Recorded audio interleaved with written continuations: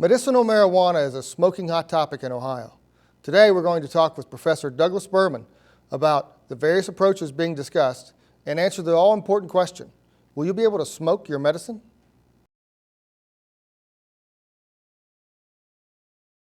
I'm Todd, the Government Relations Director here at the Ohio State Bar Association, and I have with me today Professor Douglas Berman from the Moritz College of Law at the Ohio State University.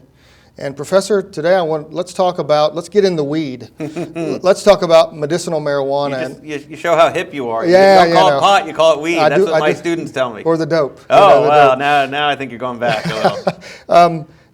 Last year, in 2015, there was a ballot initiative, Issue 3, concerning the legalization of medicinal and recreational marijuana in Ohio. Had some issues about monopolies, went down in flames. However, there were lots of polling done beforehand that showed Ohio across the board really thinks the idea of medicinal marijuana is something we should look at seriously. Right now, the legislature has a few study commissions working on it.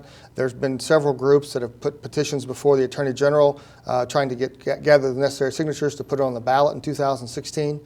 Tell us, what's the status right now in Ohio with medicinal marijuana? Very dynamic. My sense is, as you perfectly described, that all of the conversation about marijuana reform, even though it turned against the model that Responsible Ohio in Issue 3 was putting in front of the voters for full recreational reform, in the context there was lots of discussion about the importance of medical marijuana reform, particularly for really seriously ill persons, people dealing with severe epilepsy syndrome and others, children. There are a lot of sympathetic stories about marijuana seeming to help with some really bad conditions that there aren't other drugs for. And not only did the legislature feel that, I think the voters, as you mentioned in polls, have indicated that. And one thing that viewers may not realize is if you include states in the South that have at least made a limited exemption to their marijuana laws for this CBD oil, which is used to help kids with these severe epilepsy syndromes, actually 80% of the jurisdictions in the United States now have done some kind of marijuana reform to their state prohibition.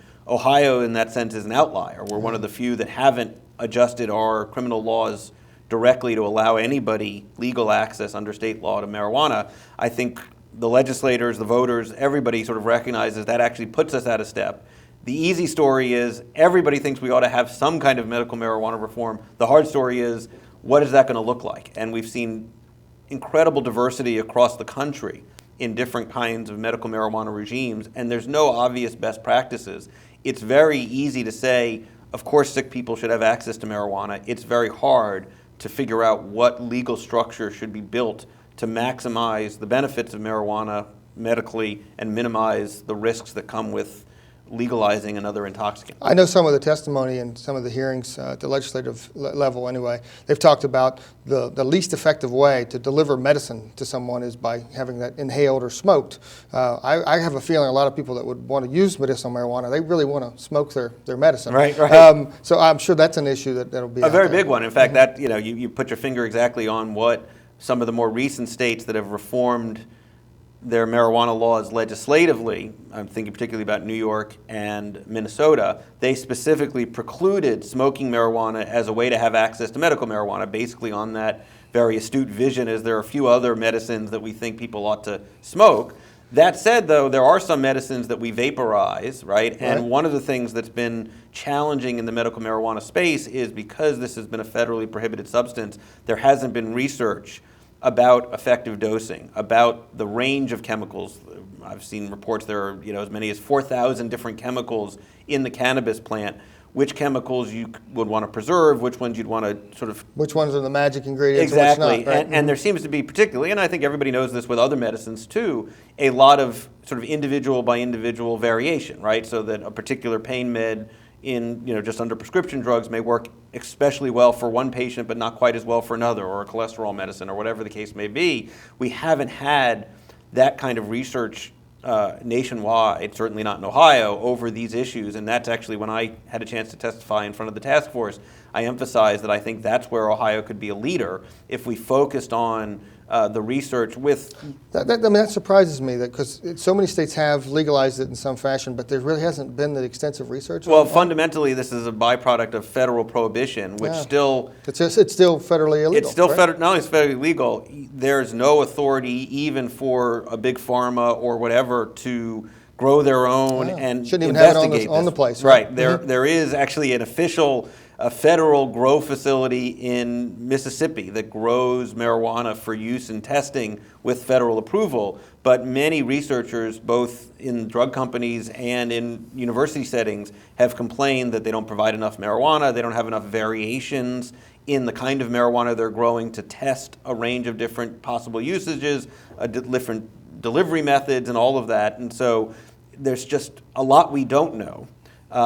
And at the same time, we hear all sorts of testimonials. We heard that in the Ohio task force as well, from people who say, this drug has helped me in a way that no other drug has. And again, anecdotal, not scientifically proven, but something that I think becomes very compelling when you hear those stories, especially people in wheelchairs, people with severe epilepsy, people with chronic pain, people with MS, the kinds of conditions that have been uniquely resistant to traditional medicines are leading a lot of people to be very interested in at least having some reform in this space. I think there's even one candidate for state representative this time around. I think that's her main discussion. She has a child that's has problems, and medicinal marijuana is something that would be helpful for him, and I think that's made her one of her platforms of her whole campaign. So. Let's look into our crystal ball here, because you're always good at that. Oh, well. We have the state representatives and the Senate working on different proposals. We have these different groups thinking about gathering signatures. What's going to happen? What's going to, tell us. I wish I knew for sure. I can say that all of these things move together in a very important but unpredictable mix of considerations. So in particular, this national group, Marijuana Policy Project, is one of the groups that has gotten their ballot language now approved and are going to be collecting signatures. I think if we start hearing reports that they're having real success with their signature gathering, that it looks like they're on the verge of getting enough signatures to definitely bring their constitutional amendment to the voters in November, that actually would speed up the work of the General Assembly, because I think the General Assembly is disinclined to have this. That would give them some initiative to exactly. move, Well, and I'll use all the puns that are available here. I think there's a good argument that we don't want a particular regulatory regime baked into our Constitution. Nice. Right, yeah. Well, particularly, and this is the lesson I've taken away, and again, I spoke to this in the task force as well. Every jurisdiction that's done reform has had to be very nimble and flexible in their regulatory rules, because the industry is developing so fast. The needs of patients, the needs of business people who want to get into this space are evolving so quickly. I mean, Colorado is the most obvious example. They didn't even expect that they needed to regulate edibles as rigorously as it's clear they now need to do, because they figured once they made recreational marijuana available, everyone would just smoke it. But a lot of stories about, you can't smoke in public places, you don't want to smoke around your children, have led to edibles becoming a much more popular way of consuming even recreational marijuana. What that means for medicine, what that means for a variety of other ways in which we might regulate who has access to the medicine.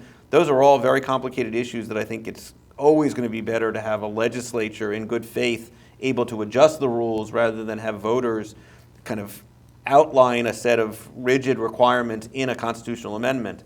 That said, I think if the legislature doesn't move quickly, it's going to be hard for voters who are sympathetic to wanting medical marijuana reform to resist even a constitutional amendment, because that would push the legislature gives them what they along. want. Yeah, it gives them what they want. So obviously there's more to come over the next few months. In particular, I'd love to maybe bring you back once we find out exactly what may be on the ballot or what the legislature is going to do. Yeah, I think the next few months are going to be very significant, both in terms of these developments and what we might see at the national level as well, because once we have, I think, established candidates on both parties for president, this is going to be a topic of both possible disagreement and interesting discussion, because there are all these federal law questions that necessarily will impact even what Ohio could implement come 2017 or beyond, whatever reform we put in place. Well, thank you for giving us this insight, getting this discussion started. There's more to come. There always is. I'd love to have you back. And thank you. Thank you all for watching, and hopefully we learned a little bit about medicinal marijuana and what's going to happen here in Ohio.